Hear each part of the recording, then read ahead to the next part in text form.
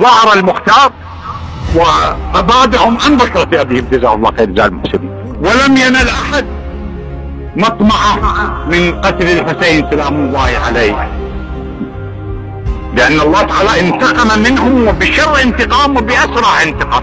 سنة واحدة أو سنة ونص فاصل بين قتل الحسين وظهور المختار، أنه ليس المقصود فقط كما قلت أكثر من مرة فقط الجيش المعادي الموجود في كربلاء، بل المقصود كل أعداء الحسين وعلى الأجيال المتعاقبة، وأعداء الحسين على الأجيال المتعاقبة من الممكن أن يملأن منه أكراشا جوفا وأجربة ثغبا.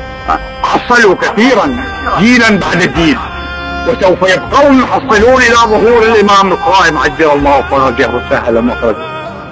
هذا هو، لأنه شنو؟ تمتلئ الأرض ظلما وجورا فيملأها قسطا وعدلا اعتيادي، ومعنى ذلك أن أعداء الحسين هم الذين يأكلون ويشربون.